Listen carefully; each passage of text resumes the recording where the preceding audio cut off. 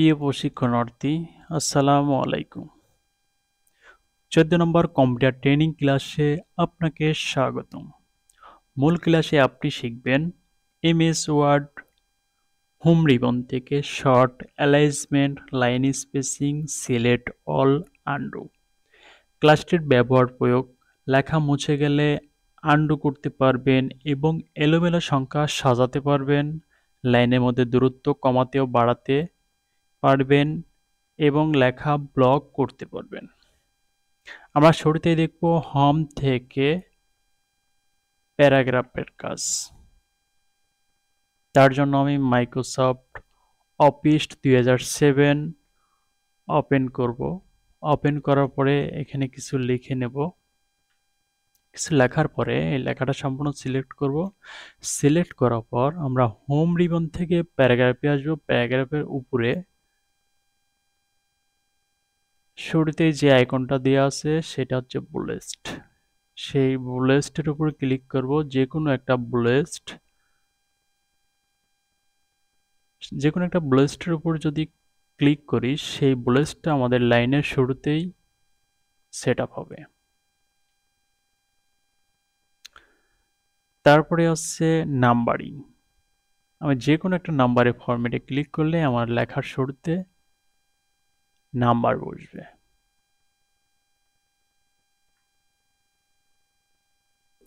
এরপরে আমরা দেখব 54 নম্বর কমান্ড, শর্টের কাজ। শর্টের কাজ হচ্ছে টেবিলের মধ্যে এলোমেলো সংখ্যা সাজানো। তার জন্য আমি একটা টেবিল নিয়ে আসব। ইনসার্টে ক্লিক করব। ইনসার্ট থেকে টেবিল, একটা রো এবং কলাম নিয়ে টেবিল নেব। টেবিল নেওয়ার পরে টেবিলের মধ্যে এলোমেলো কিছু সংখ্যা লিখব।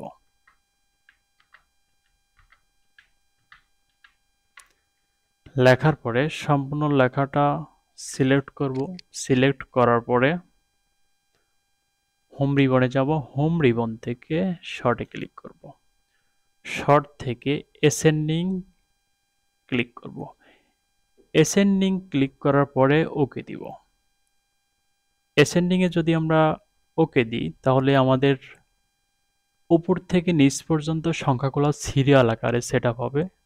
আবার যদি সম্পূর্ণ লেখা সিলেক্ট করে শর্টে যাই, শর্টে যাওয়ার পরে যদি ডিসেন্ডিং দিই তাহলে আমাদের সংখ্যাগুলা নিচ থেকে উপর পর্যন্ত সিরিয়াল আকারে সাজানো হবে।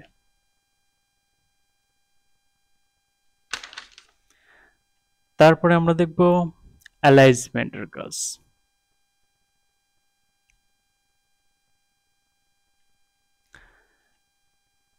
আমি টেবিল ডিলিট করে দিচ্ছি।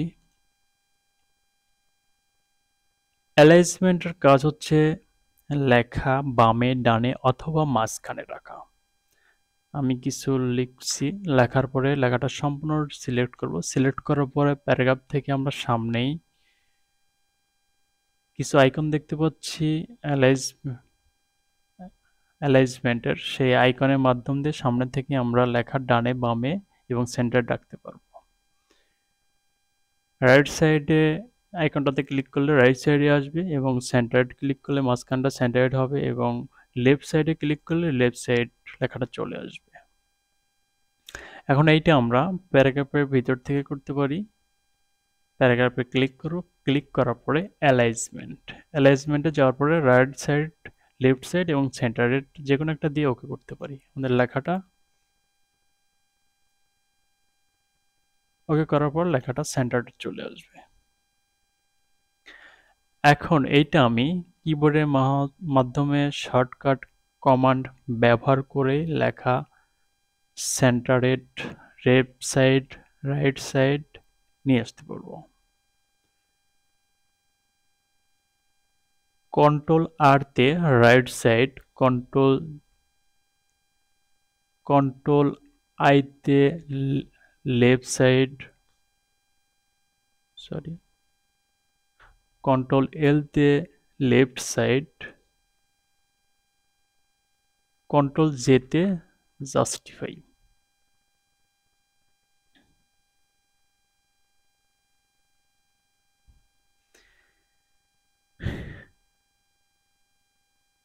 এখন আমি দেখব লাইন স্পেসিং। 56 নম্বর কমান্ড, লাইন স্পেসিং এর কাজ লাইনের মধ্যে দূরত্ব সৃষ্টি করা। আমি কয়েকটা লাইন লিখে নেব।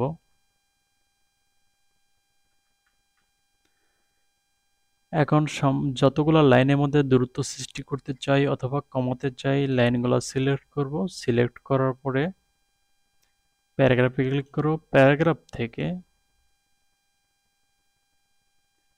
লাইন অ্যান্ড পেজ ব্রেকে ক্লিক করব। সরি, প্যারাগ্রাফে যাব। প্যারাগ্রাফ থেকে লাইন স্পেসিং, লাইন স্পেসিংয়ে আসার পরে আমি 1.5 এটাতে ক্লিক করব। ক্লিক করার পর ওকে দিব। লেখাটা 1.5 ইঞ্চি দূরত্ব হচ্ছে। এখন আমি সামনে যে আমাদের একটা আইকন দিয়ে আছে, এই আইকনের মাধ্যম দিয়ে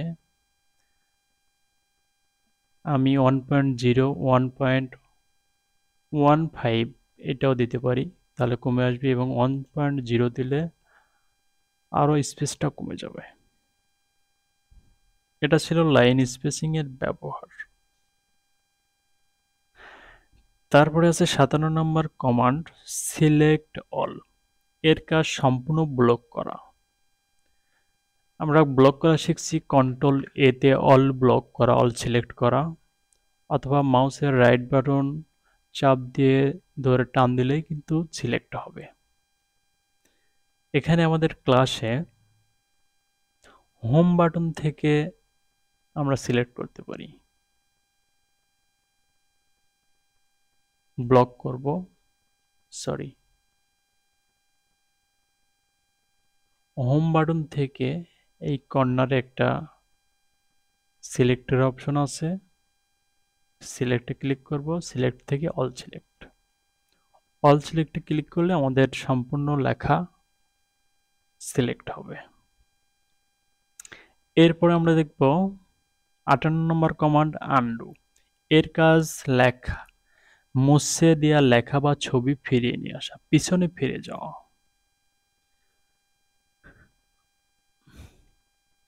আমাদের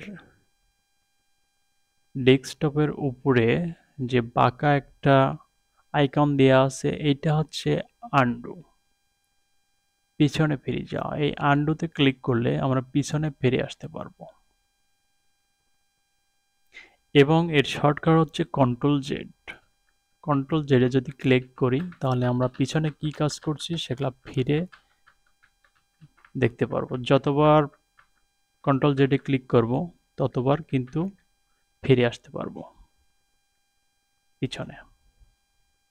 এই ছিল আমাদের 14 নম্বর ক্লাস। তো 14 নম্বর ক্লাসে আমাদের ট্রেনিং বইতে পূর্বজ্ঞান যাচাই দেওয়া আছে, Bangladesh is a small country, যেভাবে দেওয়া আছে ওই স্টাইলে আমাদের লিখতে হবে। তো আমি তার জন্য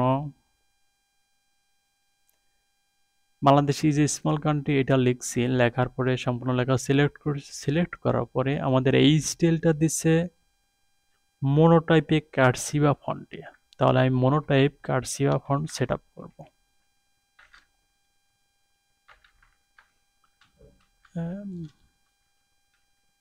মনোটাইপে কার্সিভা ফন্ট আছে, আমি এখন ইন্টার দিব, তাহলে আমাদের লেখাটা ওই স্টাইলে চলে আসবে। তারপরে আমাদের শর্টকাট যুক্ত করা আছে 14 নম্বর ক্লাসে, কন্ট্রোল এ, কন্ট্রোল ই, কন্ট্রোল আর।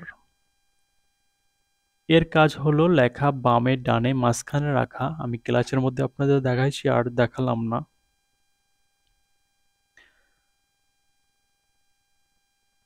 তারপরে আমাদের বাড়ির কাছে বলা হয়েছে মাইক্রোসফট অফিসের মূলত কয়টি প্রোগ্রাম রয়েছে, এমএস ওয়ার্ডের আরেকটি নাম বলুন।